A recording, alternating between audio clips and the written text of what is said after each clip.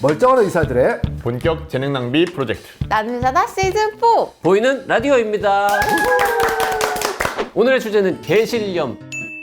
애청자분이 개실염 한번 다뤄달라고 댓글을 오래전에 다셨었는데 이제야 합니다. 개실염 되게 낯설어요. 개실이라는 건 도대체 어디에 있는 겁니까, 우리 몸에? 개실은 위장관 계열, 그러니까 위, 소장, 대장 다 있을 수 있고요.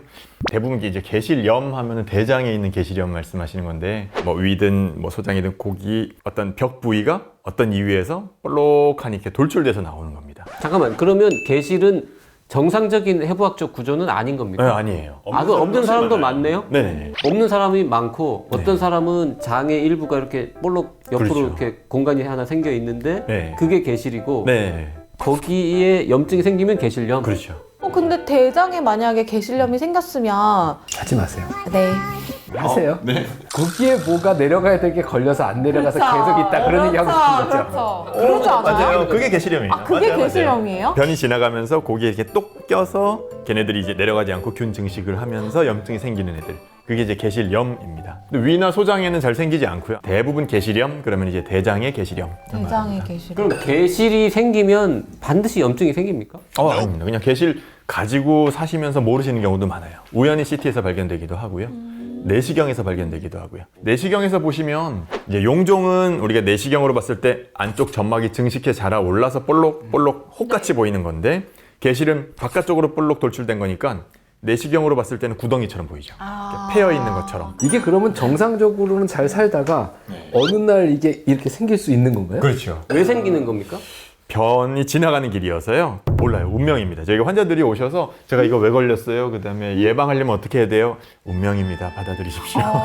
예방법도 딱히 없군요. 없어요. 왜 생기는지 모르니까 네. 예방법도 모르는 거죠. 개실염 말고 일단 그 전에 개실이 왜 생기냐에 대해서는 분분한데 그래도 가장 유력한 설은 이제 압력입니다. 장 안에 있는 가스가 이제 우리 막대풍선 훅 불면은 이렇게 뽀글뽀글뽀글 이제 부풀어지다가 더 불면 이제 약한 놈들이 불룩불룩 나오는 그런 양상으로 그럼 장 안에 가스는 왜 생길까가 우리 이렇게 얘기하면서도 삼키는 거 공기 삼키기 또 하나는 이제 혈관을 통해서 저게 디퓨전 된다 그러죠. 확산된다 그러고 그다음에 또 하나는 장 안에 살고 있는 세균들에 의해서 생성되는 가스들 이런 것들 뭐 보통 이런 세 가지 기전으로 생기기 때문에 얘네들이 오래 머물러 있고 점점 장을 빵빵하게 만드는 게 만성화되면은 약한 부위를 타고 이제 나오는 경우들이고요. 그리고 변이 껴서 개실염이 생긴다고 말씀드렸는데 그러면 이제 변비가 있는 사람이 더 잘 생기냐 하면 그렇지도 또 않아요. 개실이라는 단어 자체가 일단 낯설어서 사람들이 도대체 뭔가 우리가 좀 찾아보지 않았겠습니까? 네. 네.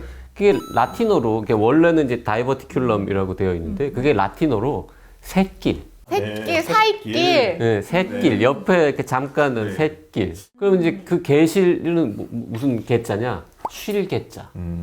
즉 휴게실에서 휴만 떼면 개실인 거죠. 졸음 쉼터군요. 그렇죠. 졸음 쉼터네. 괜찮네요. 근데 개실염에 그러고 보니 증상을 안 여쭤본 것 같은데. 이제 물어보면 되죠. 증상은 이제 복통. 당연히 그 해당 부위의 통증이고요. 열나는 경우도 있으시고 구역질 구토는 잘 없는 경우는 많아요. 설사 이런 것들도 동반 안 되는 경우 많고요. 사실은 그건 뭐 일반 장염하고도 구분 안 가고 크게 봐서 장에 생기는 염증이니까 장염의 일환으로 볼 수도 있긴 있으나 일반적인 장염 치료로 호전 안 되는 경우도 많고 대부분 이제 항생제를 쓰는 경우들이 많습니다. 진단은 어떻게 합니까?